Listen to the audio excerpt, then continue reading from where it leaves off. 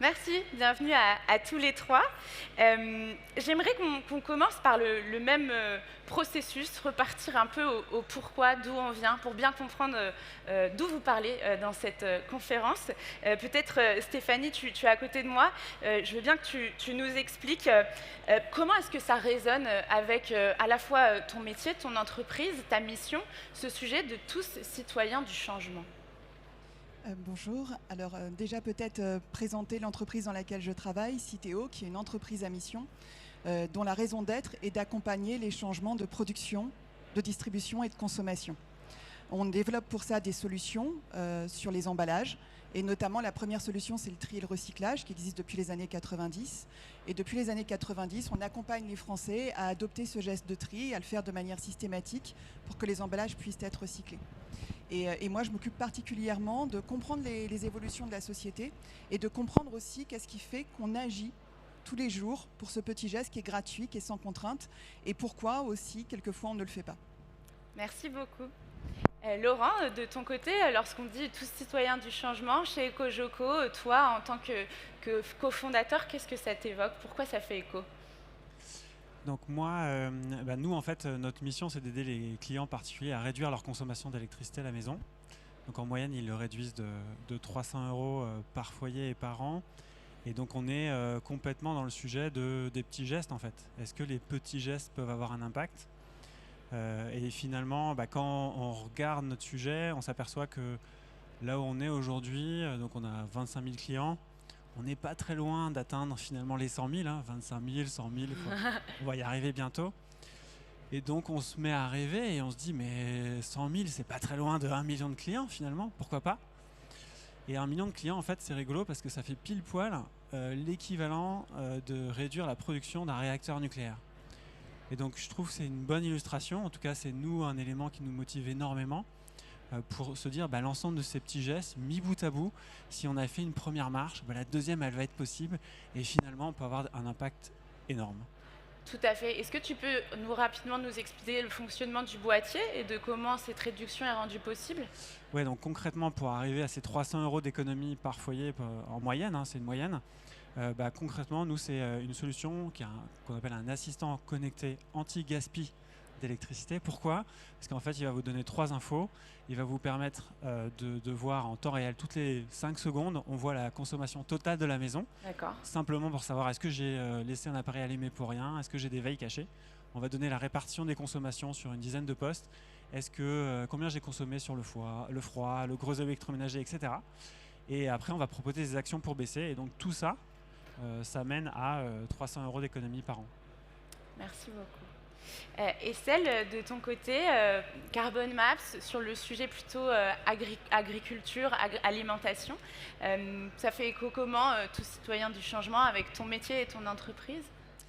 Alors, merci Claire et bonjour à tous. Moi, je suis ravie de parler sur ce sujet parce que ça fait écho, ça résonne beaucoup avec mon parcours. Tu le disais tout à l'heure, on a tous plusieurs casquettes.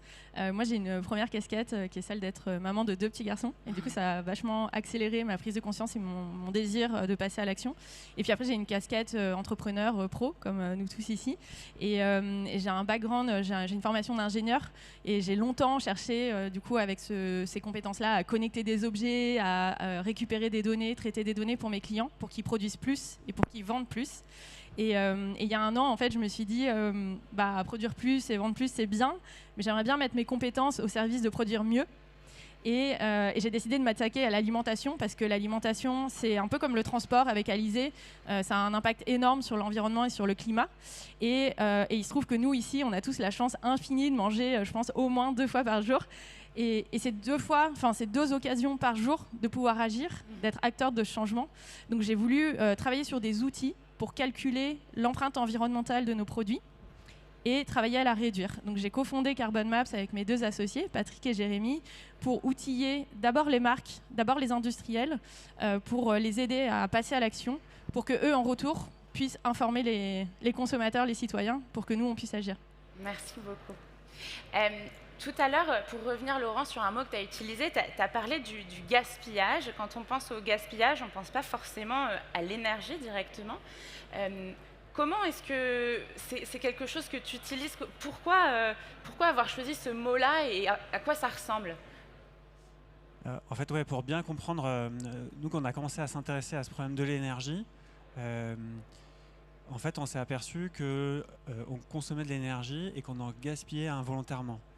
En fait, ce qu'il faut bien voir, c'est que l'électricité, à part les lumières qu'on a autour de nous et peut-être la télévision qu'on a là-bas, c'est complètement invisible. Un appareil que je vais laisser allumer pour rien, un frigo qui va être givré parce qu'un frigo qui va avoir un problème de joint, un radiateur qui va être mal réglé, tout ça c'est complètement invisible et ça consomme de l'électricité à la maison. Si je fais un parallèle avec l'eau, qui est une autre énergie, si vous avez un robinet d'eau qui coule chez vous, je ne sais pas si ça vous est déjà arrivé, ça gratte, c'est énervant, on a envie de l'éteindre. Et ben, dites-vous qu'il y a une quarantaine d'appareils chez vous qui sont en train de fuir comme ça, vous ne le voyez pas.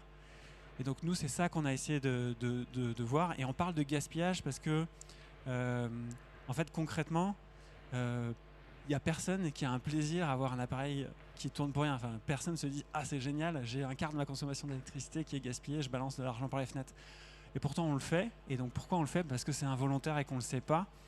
Et en fait, on a finalement rien inventé chez Ecojoko. Il y a des centaines d'études là-dessus.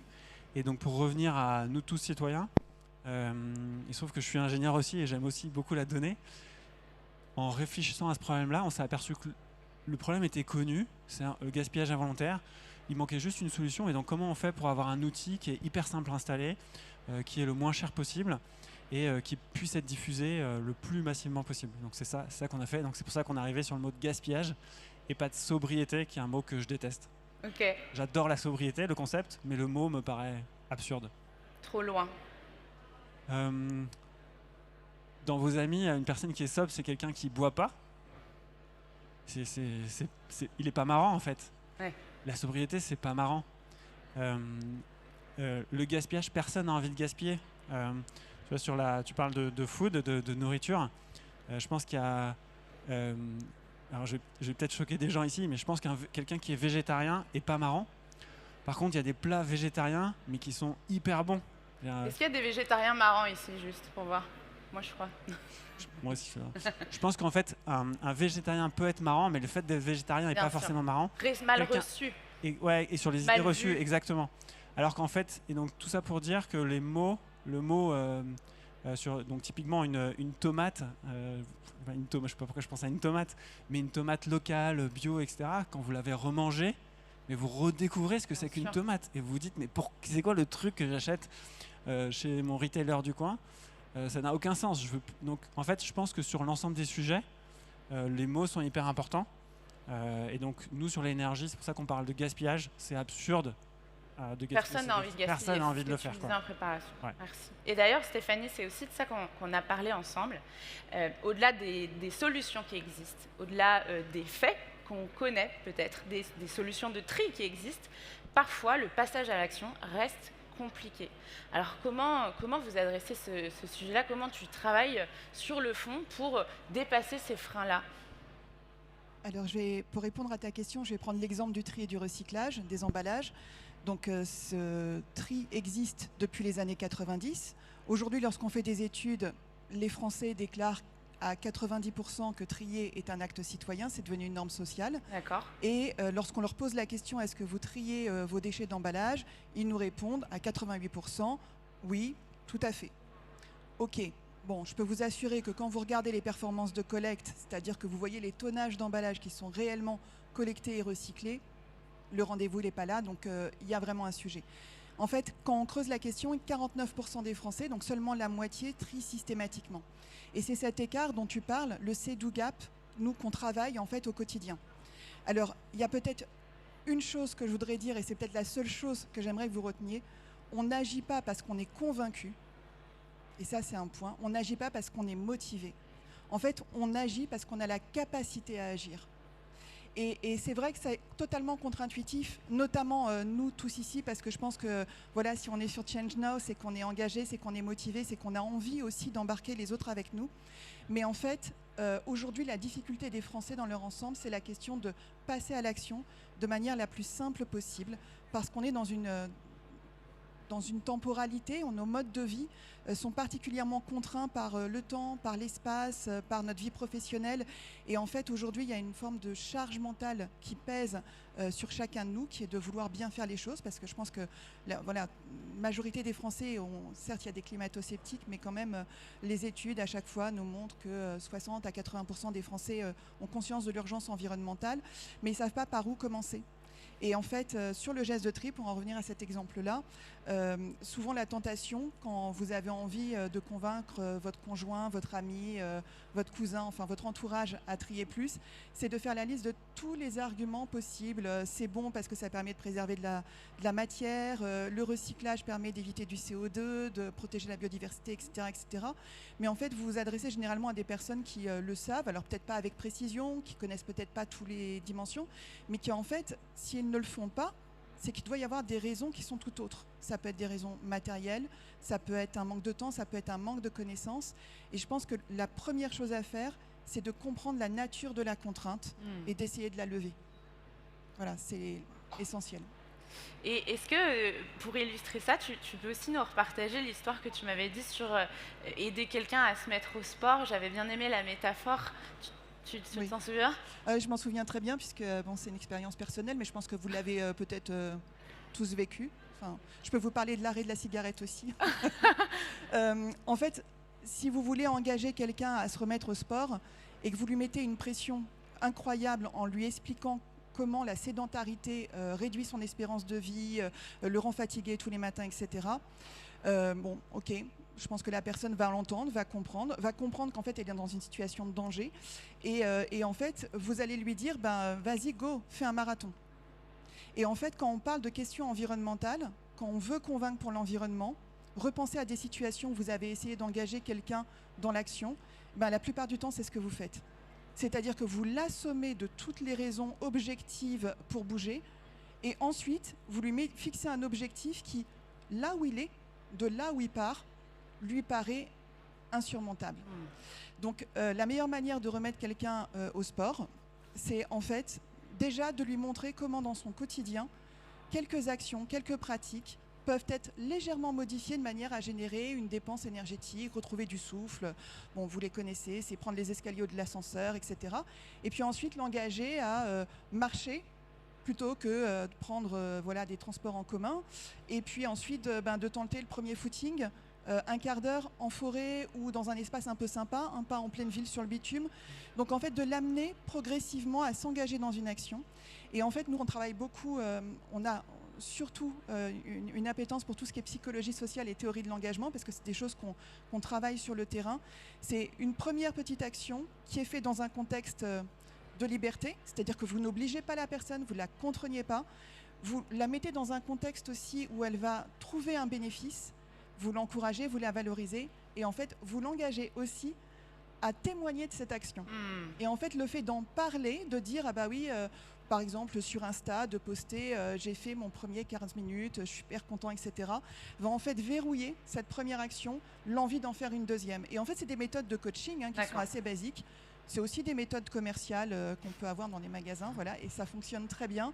Et c'est beaucoup plus efficace que de matraquer des arguments parce que, en fait, ce que vous renvoyez à la personne, c'est tu ne veux pas agir et la culpabilisation, la contrainte.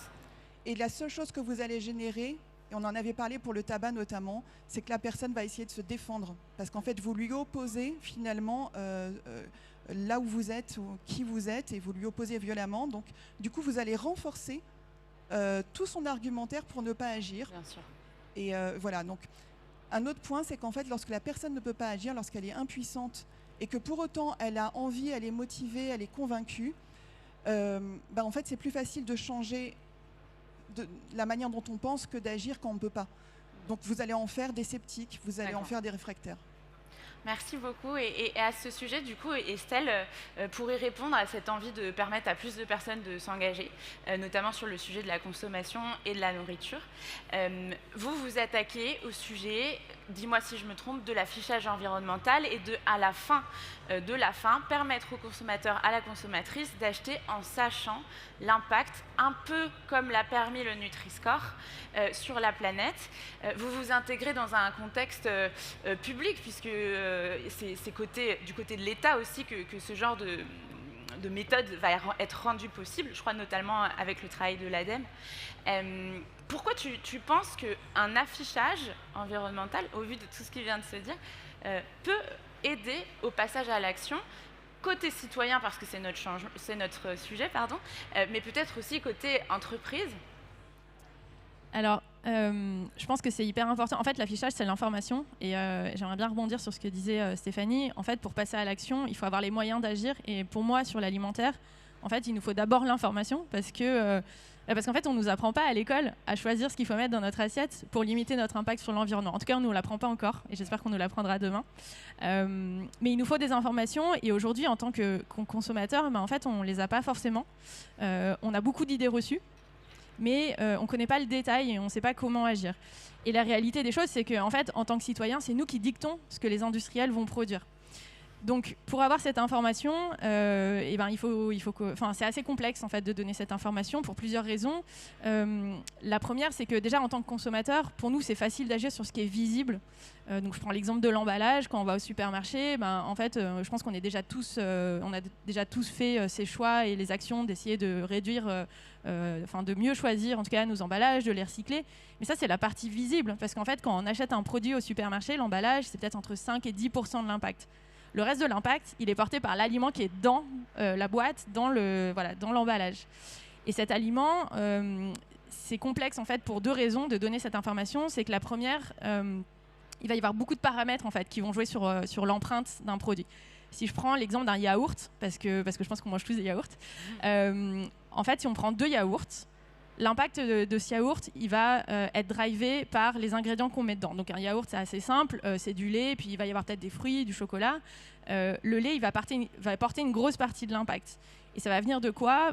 Si on choisit d'utiliser du lait frais, par exemple, comme le lait ne voyage pas, ça va être du lait qui est produit en France. Peut-être que la vache, elle aura mangé de l'herbe. Et on va avoir un certain niveau d'impact. Pour un autre yaourt, si on utilise du lait qui est en poudre et qui se trouve vient de Nouvelle-Zélande, parce que le lait en poudre, c'est plus facile à transporter, déjà là, l'impact, il va être beaucoup plus gros. Et si en plus, la vache qui a produit ce lait, elle a mangé du soja, et s'il se trouve que ce soja a créé de la déforestation, alors là, l'impact entre mes 2 yaourts, il peut être de x10. D'accord. Donc c'est énorme. Et donc ça, déjà, c'est complexe de comprendre en fait comment se décompose cet impact. Donc nous, on vient créer des outils pour modéliser ça. Et ensuite, la deuxième complexité, c'est de choisir quelle est l'information qu'on va donner aux consommateurs. Parce que quand on parle de l'impact, je pense tout le monde pense généralement impact carbone. Donc effectivement, l'alimentation a un impact, génère des émissions à effet de serre. Mais en fait, nous, chez Carbon Maps, on est persuadés qu'il faut venir pondérer cet impact carbone avec d'autres indicateurs. Parce que si on regarde que le carbone, on peut très vite promouvoir des systèmes intensifs, par exemple. Donc, il faut venir pondérer ça avec des indicateurs, ça peut être de biodiversité, donc impact sur l'extinction des espèces. Ça peut être la consommation d'eau, le bien-être animal. Et quand on est face à ça, la difficulté, en fait, c'est de trouver la bonne méthodologie, le bon équilibre, la bonne pondération pour chacun de ces indicateurs. C'est pour ça que ce n'est pas si simple et c'est pour ça qu'aujourd'hui, nous, on s'engage auprès du gouvernement, de l'ADEME, avec plein d'autres acteurs, à réfléchir à cette méthodologie pour bien choisir l'information à la fin qu'on va donner aux consommateurs pour qu'on puisse, nous, en tant que citoyens, faire des choix éclairés. Un peu comme avec le Nutri-Score, finalement. Merci beaucoup. Laurent, pour revenir sur nos sujets de discussion en complément, quelque chose qu'on aborde en filigrane depuis tout à l'heure, c'est comment associer les angles de transition écologique, mais aussi de performance économique. On a commencé à en parler, selon toi, tu me l'as dit, les mots comptent. Comment tu t'en es rendu compte au fur et à mesure de ton projet ? Ça fait combien de temps que tu travailles sur EcoJoco ? EcoJoco, on l'a lancé en 2020, donc ça fait 3 ans. Ok. Et comment, au fur et à mesure, tu as réalisé que l'usage de certains mots, tu vois, comment ça s'est infiltré dans ton projet d'entreprise, ce que tu nous dis sur l'importance de trouver les bons angles et d'en faire même une responsabilité du porteur de projet. Alors moi je m'en suis rendu compte, moi j'ai créé ce projet pour avoir un impact environnemental, pour éteindre l'équivalent d'un réacteur nucléaire. Moi, c'est ça qui continue à me bouger, et je me retrouve exactement dans ce que tu disais tout à l'heure, c'est-à-dire quand j'allais tout excité présenter mon projet à des amis, des proches, je voyais un visage de marbre gêné, mais il est complètement fou, c'est devenu un activiste du climat, quelle horreur. Et en fait je me suis rendu compte donc exactement ce qui était décrit là, c'est-à-dire que ça ne convainc pas les gens. Et donc très rapidement, j'ai essayé de chercher d'autres angles, et nous, il se trouve que l'angle, c'est de dire, il est assez facile. Est-ce que ça t'intéresse de gaspiller 300 € par an ? Non. Et donc, pourquoi est-ce que tu le fais ? Parce que c'est involontaire, et c'est rigolo, parce que c'est très lié à ce que tu décrivais aussi. Aujourd'hui, on a tous une veille qui est allumée chez nous en permanence. En fait, c'est impossible à mesurer, je ne peux pas le savoir. Comme mon yaourt, savoir quel est l'impact carbone de mon yaourt, c'est impossible. Il suffit de mettre un appareil, comme un EcoJoco, ça va vous donner en temps réel cette information et vous dire est-ce que c'est 100, 150, 200 € qu'il faut aller garder. Et donc en allant gratter ça, en s'apercevant que le levier économique, dans notre cas particulier, il fonctionnait, il était le plus évident, et on s'est orienté sur ça, et en mettant un peu piano nos ambitions, notre énergie écolo, et en fait en regardant autour de moi et en regardant toutes les solutions aussi qu'il y a ici à Change Now, qui ont cette même énergie, j'ai le sentiment personnellement que c'est le cas sur tous les sujets en fait. Si on veut être impactant, il y a des choses à aller chercher qui ne sont pas sur l'écologie, parce que l'écologie c'est loin, parce que voilà, ça nous porte, mais c'est pas suffisant. Je donnais l'exemple de la nourriture. La nourriture c'est bon, et c'est ça qui est génial avec la nature, c'est qu'en fait prenez tous les sujets que vous avez ici, il y a toujours quelque chose de plus. La planète, c'est hyper bien faite. La nourriture, c'est bon. Il y a un vendeur de vélo là-bas. Le vélo, c'est bon pour la santé. C'est juste un énorme plaisir de faire du vélo dans cette ville incroyable qui est Paris. Et en fait, sur chacun des sujets, on a ça. Et donc, voilà, je pense que c'est en effet notre responsabilité d'entrepreneur de réfléchir à ça et de trouver le bon axe. Et la bonne nouvelle, c'est qu'il y en a plein. Merci beaucoup. D'ailleurs, Stéphanie, on a nommé plusieurs freins au vu du travail que tu portes, que vous portez chez Citeo. Est-ce que vous pourriez nous partager à toutes et tous des bonnes pratiques ? Donc, il faut pas dire, faut dire de faire des 10 km au lieu des marathons, quoi d'autre ? Je rebondis par rapport à ce qu'Estelle et Laurent ont dit. Effectivement, il y a la question quand même de trouver les bénéfices qui ne sont pas forcément des bénéfices environnementaux, parce que nos facteurs de motivation, nos drivers, en fait, ne sont pas tous liés à l'environnement. Donc déjà, ça permet de sensibiliser la personne à adopter une autre manière de voir les choses. Donc c'est un peu le choc de conscience, mais attention, le choc de conscience, j'insiste, c'est pas faire peur, terrifier ou au contraire être dans l'injonction. La deuxième étape après le choc de conscience, c'est effectivement d'arriver à trouver l'action qui va permettre déjà d'initier un premier mouvement. C'est ce que je disais tout à l'heure. Sur le tri, par exemple Sur le tri, souvent, ce qu'on fait, alors on forme des ambassadeurs du tri à des méthodes de communication engageantes. Et la plupart du temps, et je me retrouve totalement dans ce que tu dis, c'est qu'ils font du porte-à-porte. C'est un métier qui est extrêmement difficile, parce que je ne sais pas si vous avez déjà eu l'occasion dans votre vie de faire du porte-à-porte, mais mis à part le nombre de portes qui restent fermées, la première chose que la personne vous dit, c'est oui, non, mais je ne suis pas intéressée. Donc, ils ont déjà une stratégie qui est d'amorcer l'intérêt. Donc, OK, est-ce que pour vous, l'environnement, c'est important ? Donc là, forcément, la personne répond oui. Et qu'est-ce que vous faites déjà ? Et donc, c'est d'interpeller en disant, mais cherche, il y a bien quelque chose que tu fais déjà et qui permet de valoriser la personne. Donc sur le tri, ça va être la plupart du temps. Je trie, les bouteilles en verre, ça, je le trie tout le temps. Peut-être que la personne trie les bouteilles en verre parce que ça prend trop de place dans la poubelle des ordures ménagères, parce que ça perce le sac, et qu'elle n'a pas du tout conscience que ça permet d'économiser de la matière, à savoir le sable, la soude, etc., ou qu'elle ne sait pas que ça se recycle à l'infini, peu importe. C'est en fait de partir ce premier point-là et de dire, OK, vous triez les bouteilles, et c'est simple. Et alors déjà, on renforce le comportement en apportant une information sur le bénéfice. Et c'est ce qui est fait effectivement sur les boîtiers connectés, c'est de pouvoir dire, voilà ton action déjà, celle que tu conduis et que là à laquelle tu viens de penser, elle produit un effet bénéfique. Et tu peux trier peut-être les bocaux ou peut-être les bouteilles en plastique, c'est-à-dire d'amener à un autre comportement. de le revaloriser et du coup on crante avec un autre bénéfice et en fait au final d'engager la personne dans un système voilà. Et je repense effectivement à le fait de voir l'action, le fait de pouvoir voir ce que ça apporte. Mesurer presque. C'est ça qui est engageant en fait. C'est pas la motivation, on le sait tous, les facteurs de motivation interne sont bien plus puissants que effectivement de la coercition, de l'injonction, voilà. Et aujourd'hui, je pense que on est ici dans un salon qui est le salon des solutions. Change Now, c'est bien la meilleure manière finalement d'engager les personnes dans l'action, c'est de leur apporter des solutions concrètes. Ok, merci beaucoup. Estelle, petite question concrète. Quand aura-t-on la possibilité d'utiliser votre solution pour faire nos choix? Alors, du coup, nous, on a commencé fin d'année dernière. La solution, elle est déjà là. La plateforme, elle tourne. On a déjà livré des projets pour plusieurs clients, majoritairement des industriels, qui, eux, ont déjà commencé à travailler sur des plans d'action. Donc, indirectement, vous êtes peut-être bientôt déjà en train de bénéficier de cette solution. Et puis après, plus généralement, l'affichage environnemental, celui sur lequel on travaille avec l'ADEME, arrivera là dans le cours de l'année. Comme je le disais, c'est des méthodologies qui sont complexes, mais l'objectif, c'est que ça apparaisse très prochainement.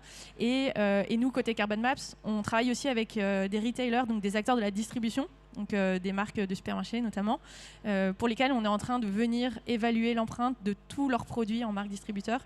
Donc d'ici quelques semaines, je pense, certains d'entre vous verront apparaître des scores carbone sur leurs produits. Et voilà, ça sera le début du passage à l'action pour vous à votre niveau. Ok. Ce que j'aimerais terminer sur un dernier tour pour tout le monde, ce qui est intéressant avec votre solution, c'est qu'elle est au croisement de l'activation du citoyen à la fin, de la responsabilité de l'entreprise qui donne la donnée et qui partage l'impact, et puis de l'État qui prend sa responsabilité à cadrer, légiférer, permettre, financer. On vient de parler des solutions et du rôle des citoyens, des citoyennes dans la transition écologique. Qu'est-ce que vous pensez de la globalité des rôles en général? Comment est-ce qu'on fait pour s'assurer de ne pas surcharger le citoyen, la citoyenne, le consommateur de la responsabilité de la transition écologique et de bien se rappeler que c'est le rôle de tout le monde? Peut-être Stéphanie? Oui, effectivement, en matière d'impact environnemental, chacun doit prendre sa part. Et aujourd'hui, je pense que pour les citoyens, ceux qui veulent agir, c'est déjà de ne pas mettre en avant ceux qui ne font rien.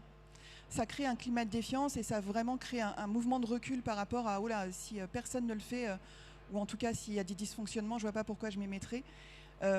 Aujourd'hui, lorsqu'on regarde notre observatoire de la consommation responsable, on se rend compte que quand on demande aux Français, mais à qui doit agir en premier, ils placent l'État, ensuite les entreprises et après les citoyens. Mais ce qui est intéressant, c'est que dans l'édition de cette année, on avait fait une première édition il y a 2 ans, on a une baisse de 10 points, c'est-à-dire que les Français, en fait, disent oui, c'est aux citoyens d'agir, mais ils étaient 46% à dire ça il y a 2 ans, et maintenant ils disent 36%. Ah ouais. Pourquoi? Parce que, en fait, je pense que, et vous l'avez vu, vous l'avez ressenti depuis à peu près 6 mois, dans un contexte inflationniste, on a sur les économies d'énergie, notamment, beaucoup de messages qui sont des messages, certes, à l'origine, c'est une volonté positive, mais qui pèse beaucoup, en fait. Il faut faire attention aux économies d'énergie, il faut faire attention à sa mobilité, il faut faire attention, en fait, et c'est là où je te rejoins sur sobriété, ramener effectivement des univers qui sont ceux de la privation, ceux du manque, et surtout les adresser à des personnes qui potentiellement sont déjà dans des situations de contraintes très fortes. En fait, ça ne crée pas de l'engagement, ça crée de la fatigue. Donc je pense que voilà, il faut montrer qu'il y a des solutions, ne pas être non plus dans un discours évangélique sur le mode tout est beau, tout est formidable, mais d'être précis sur voilà ce que vous pouvez faire et voilà ce que les autres acteurs font. Voilà comment les entreprises permettent de donner une information plus juste, plus précise pour permettre de choisir des produits. Voilà comment les collectivités, certes, il n'y a pas de solution idéale, mais essayent de rapprocher les bacs de tri des logements. Voilà comment les associations proposent effectivement de se connecter avec d'autres personnes qui agissent aussi. La dimension sociale, elle est extrêmement importante. Je pense qu'il ne faut pas oublier que oui, il y a des approches qui sont individuelles, mais en fait, c'est un mouvement de société, c'est un mouvement collectif qui peut soutenir en fait l'envie d'agir. C'est de montrer qu'on est tous enclenchés à certains niveaux différents, mais en tout cas, voilà. De révéler ça. Merci beaucoup. Qu'est-ce que ça vous évoque peut-être en dernière minute, Laurent, de ton côté? Moi, ça m'évoque qu'il y a énormément de choses à faire. Le challenge, il est énorme. Donc, il y a du boulot pour tout le monde. Quelle que soit la casquette qu'on a et qu'on préfère, consommateur, citoyen avec notre carte d'électeur, peut-être salarié, en tout cas travailleur, entrepreneur et même parents. Il y a énormément de choses à faire. On n'est pas assez nombreux. Et les problèmes à résoudre, il y a tous les thèmes. Donc vous pouvez choisir le thème que vous voulez là et vous essayez de trouver des solutions et de lever les freins. Voilà, et allons-y, quoi. Merci beaucoup. Estelle, le mot de la fin ? Je pense qu'ils ont déjà couvert beaucoup de choses, mais moi, ça me rend hyper optimiste. Honnêtement, de savoir qu'on a tous le moyen d'agir, ça me rend optimiste parce que le sujet, il est devant nous. On a plein de choses à faire. Et puis après, sur un autre volet, moi, je travaille avec les marques. Et honnêtement, l'accueil que j'ai eu depuis plusieurs mois, il est phénoménal. Elles sont hyper engagées. Et ça aussi, ça me rend vraiment, vraiment optimiste parce qu'elles ont aussi beaucoup, beaucoup de leviers. Et elles sont vraiment engagées à changer les choses. Merci à tous les trois d'être venus partager ça. Merci beaucoup. Merci Claire.